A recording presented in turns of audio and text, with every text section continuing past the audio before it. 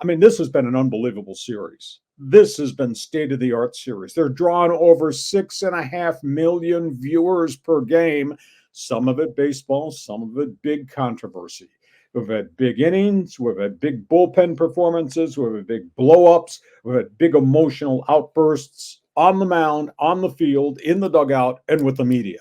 My goodness, what a phenomenal series for the whole nation to see. Here's the question.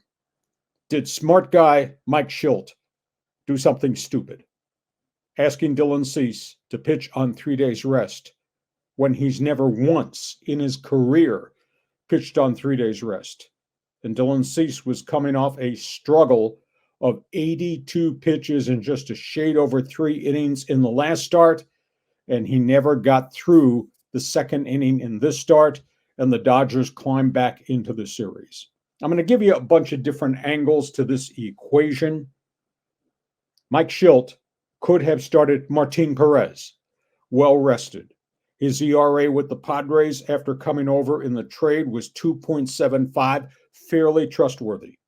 If he struggled early, you could have yanked him. You could have flipped this thing into a bullpen game because they got the depth to do that. You would have had Cease on normal rotation, Darvish on normal rotation, could have been all hands on deck if you had to go to a game 5. Instead, he started Cease, and Cease looked poor. He looked as bad this start as he did in the first start against the Dodgers. Now, they do have Darvish. Darvish is a great insurance policy.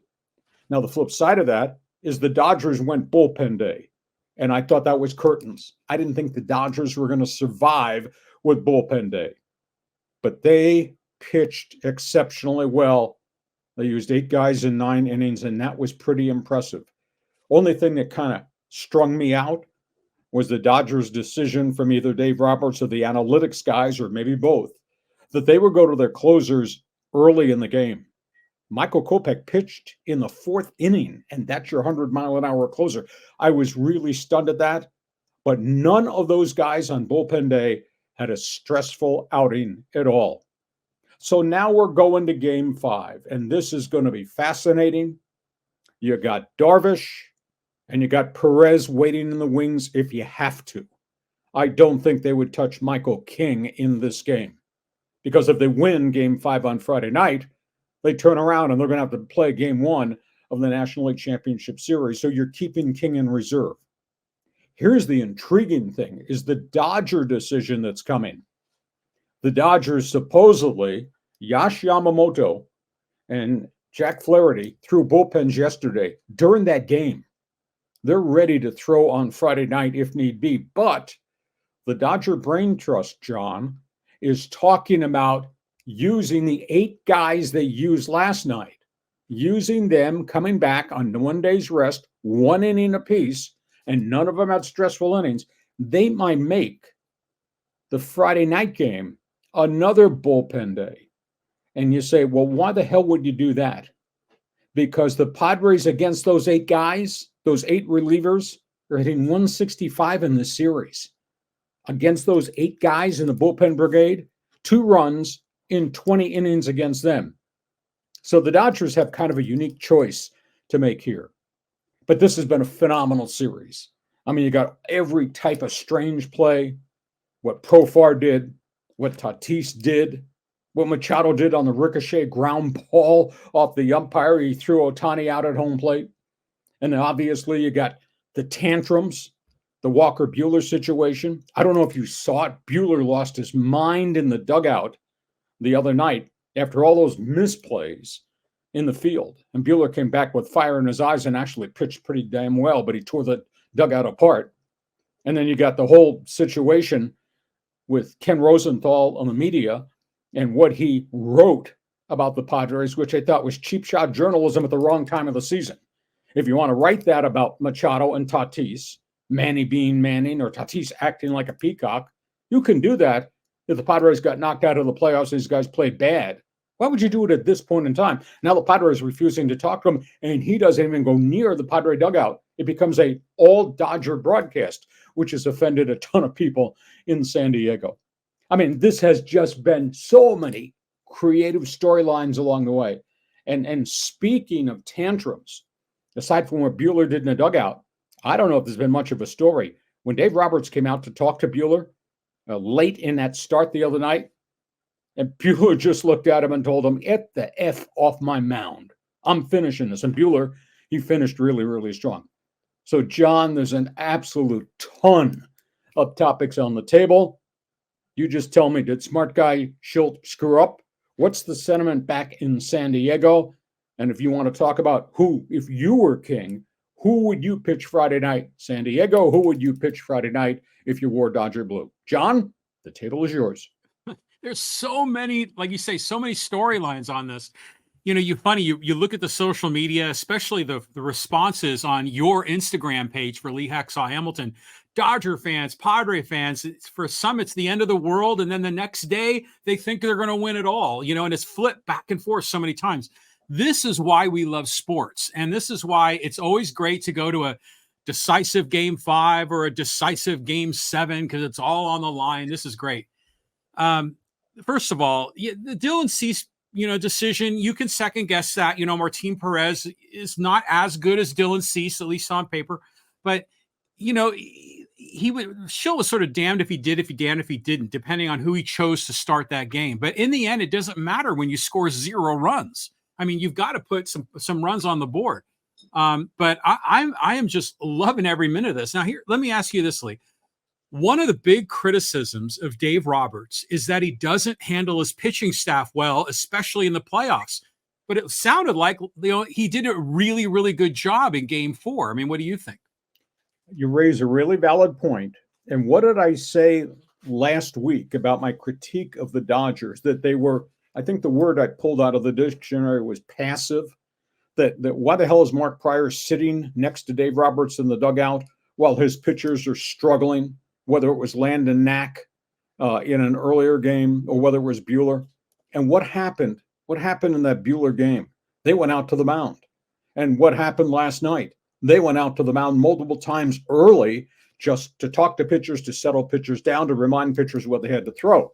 They managed the pitching staff a lot differently in the last 24 hours than they have prior in a long period of time. So I don't know whether that comes from Dave Roberts, whether that comes from Mark Prior, whether that comes from Hacksaw making a statement on the podcast, but the Dodgers changed the way they did their business with the pitchers. And I think you have to, especially if it's young guys and young guys are scuffling, you need to go calm them down, settle them down. And they had not done it in the past. Damn, they did. They did it on Wednesday night when they desperately needed to make sure everybody was on the same page and everybody was settled on. Did you get that idea too? Yeah, for sure. I mean, they figured out like a strategy, a winning formula. And, you bring in Kopech, in the 4th inning or whatever it was. I mean, that was unusual, but he brought him in at the right time to face the right batters. So to me, I got to tip my hat to Dave Roberts. I mean, he did a hell of a job. The Padres, their bats just didn't work. To me, this felt a lot like certain Super Bowls where it's a lopsided result because there's all of this hype and this, all of these emotions going into the game. And then the minute the game turns one way or turns the other way, suddenly one team is on top of the world. The other one is, down in the gutter. And I think that's what happened last night. I do not expect another 8-0 game in game 5. I think it's going to be fantastic. All hands on deck for both teams. I mean, it's going to be fantastic drama. And Tatis loves hitting at Chavez Ravine. What's your spin on what Ken Rosenthal did? Why would you write a caustic, cheap shot column? And I like Ken Rosenthal. Why would you do that at this point and incite the Padres, create this fervor of hate when you got a network telecast to do? You got to be balanced on both sides. Reaction? Well, first of all, I mean, I think he came out with hot takes, and you're the king of hot takes, so you could appreciate it. But yeah, calling Tatis a dancing peacock and calling Profar the kid that pulls the fire alarm at school and gets away with it. And besides, all the stuff about Manny is like ancient history. Sure. Manny has grown up. He's a mature man. He's very, very different than he was with the Orioles or even in that short time with the Dodgers 5-6 years ago. I think Manny deserves praise for his leadership and his maturity and the way he's handling this, because it's night and day compared to 10 years ago. So Rosenthal should be stroking Manny, in my opinion. But I love the fact that the Padres boycotted Rosenthal from that dugout. Rosenthal is just kind of an odd little duck. I mean, I remember I saw a picture of him, standing back to back with Jose Altuve, and he's even shorter than Altuve. So, you got to give it up. The guy loves sports. He does a good job, broadcasting. But, dude, I mean, that was the wrong take at the wrong time. I get volumes of emails from everybody, including guys in the media that I deal with. And I had a friend email me because he's checked my podcast out. And he said, do you know where there's a Catholic church nearby you in upstate New York? You need to go to the confessional because you've just violated the first rule of the working media, quote, no cheering in the press box, because I had taken some strong opinions against the garbage that Dodger fans have become. But I also said at the end of my column, it only counts as one win. That Padre victory only counts as one win.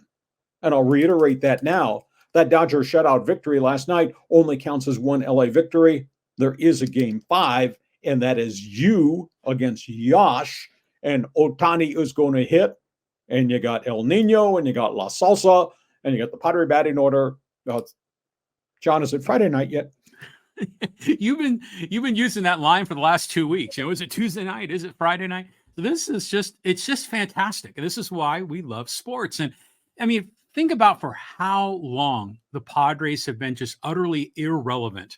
And now to be on the national stage facing your biggest rival in a game 5, winner take all. I mean, this is wonderful, but emotionally, I am all over the place on this. I mean, I'm going to have to take a couple of shots of tequila just to get through this game on Friday night.